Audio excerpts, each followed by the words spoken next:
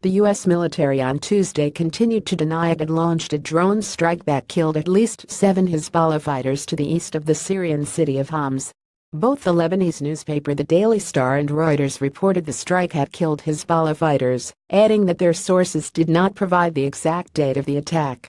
The Lebanese website Molhak said the strike had been launched by an American drone, though did not provide further reporting or identify a source. "I can confirm it was not a coalition strike. We're not operating in that area," said Colonel Ryan Dillon, a spokesman for the USIL coalition fighting ISIL in Iraq and Syria. "Our fight is not with Hezbollah, it's with ISIL." Al Maner, a Lebanese television station affiliated with Hezbollah, did not report on the incident, nor did the War Media Center, another Hezbollah-linked outlet. Hezbollah's press office told The National it had no official comment nor information. A more likely possibility was that the strike was launched by a Russian or Syrian aircraft, which have been operating in the area in support of the Syrian military and its militia affiliates, including Hezbollah. The Syrian Observatory for Human Rights, which monitors Syria's 6-year-old civil war, says more than 1,400 Hezbollah fighters have been killed in the conflict, including about 30 in the last week, most in battles against ISIL. It would not be the first friendly fire incident in the war against ISIL. The USIL coalition has confirmed 4 friendly fire incidents in Syria and Iraq since 2015 that killed as many as 127 USIL-led militia fighters and Syrian government forces. The monitoring group Air Wars says it has received reports of more than 340 deaths from USIL coalition friendly fire in that same time as a result of 48 more claimed incidents, with varying levels of credibility. A Russian airstrike near the eastern Syrian city of Deir Ezzor on September 16 injured fighters from the Uzbek Syrian Democratic Forces militia. American military advisors were also in the area but uninjured.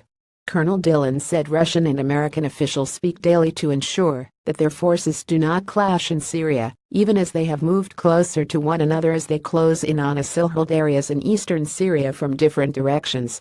He said the last reports he had received of shelling from Syrian regime or pro-regime elements near Uzbek forces was on September 25. That incident took place near the city of Deir Ezzor, where ISIL has continued to put up stiff resistance after the Syrian government's forces made rapid gains at the beginning of last month on the city's outskirts, breaking a years-long siege by ISIL against government forces in the city. On Tuesday, the observatory reported that ISIL fighters were using drones on the eastern side of Deir Ezzor to strike at Syrian government fighters. ISIL has also continued to fight in the city of Raqqa, the other major city in Syria, where it still maintains a presence, even after announcements last month that the SDF had captured the last remaining areas under ISIL control there.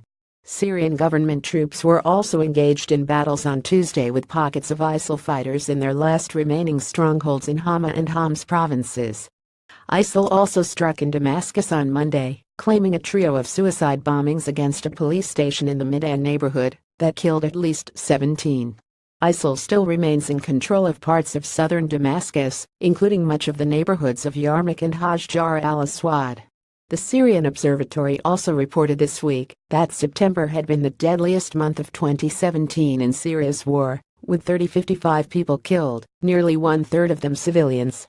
Of the 955 civilian deaths the observatory reported, 395 were attributed to Russian and Syrian government airstrikes, and 282 were attributed to strikes by the USIL coalition. Additional reporting by Reuters.